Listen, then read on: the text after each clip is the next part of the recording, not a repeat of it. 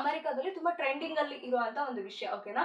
So ಅಲ್ಲಿ ಈ lesbian ಅಂತ ಹೇಳ್ತಾರೆ, ಅಂದ್ರೆ ಇಬ್ರು ಹುಡುಗಿರ್ ಮದ್ವೆ ಆಗೋದು, ಅಂಡ್ ಗೇಸ್ ಅಂತ ಹೇಳ್ತಾರೆ, ಇಬ್ರು ಹುಡುಗರು ಮದ್ವೆ ಆಗೋದು, ಅಂಡ್ ಕ್ವೇರ್ ಅಂತ ಹೇಳ್ತಾರೆ. ಅದು ಇಟ್ಸ್ ಲೈಕ್ ತುಂಬಾನೇ ಸ್ಟ್ರೇಂಜ್. ಅಂದ್ರೆ ಅವ್ರು ಪ್ರತಿ ಒಬ್ಬೊಬ್ರು ಒಂದೊಂದು ಕ್ವೇರ್ ಅಂತ ಅವ್ರು ಐಡೆಂಟಿಫೈ ಮಾಡ್ಕೊಳ್ತಿದ್ದಾರೆ ಅಂದ್ರೆ ಅವ್ರು ಯಾವ ರೀತಿ ಬೇಕಾದ್ರೂ ಇರ್ಬೋದು.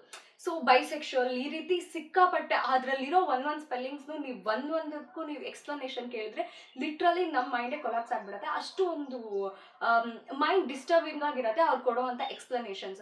ಆ್ಯಂಡ್ ಇದೆಲ್ಲ ಓಕೆ ಅವ್ರಿಗೆ ಫೀಲ್ ಆಗ್ತಿದೆ ಅಂತ ನೀವು ಹೇಳ್ಬೋದು, ಬಟ್ ಇದ್ರ ಮಧ್ಯದಲ್ಲಿ ಇನ್ನೊಂದು ಆ್ಯಕ್ಚುಲಿ ಇಲ್ಲಿ ಸ್ಕ್ಯಾಮ್ ಏನಪ್ಪ ಅಂತಂದರೆ ಟ್ರಾನ್ಸ್ಜೆಂಡರ್ನು ಕೂಡ LGBT ಕಮ್ಯುನಿಟಿಯಲ್ಲಿ ಸೇರಿಸ್ಕೊಂಡಿದ್ದಾರೆ. ಬಟ್ ಆ್ಯಕ್ಚುಲಿ ಟ್ರಾನ್ಸ್ಜೆಂಡರ್ ಬಂದು ಈ ಕಮ್ಯುನಿಟಿಯಲ್ಲಿ ಸೇರೋದೇ ಇಲ್ಲ ಅನ್ನೋ ರೀತಿಯಲ್ಲಿ ತುಂಬ ಜನ ಸ್ಕಾಲರ್ಸ್ ಬಂದು ಇಲ್ಲಿ ಜಗಳ ಮಾಡ್ತಾನೆ ಇದ್ದಾರೆ. ಆ್ಯಂಡ್ ಇದು ವರ್ಲ್ಡ್ ವೈಡ್ ಟಾಪಿಕ್ ಕೂಡ.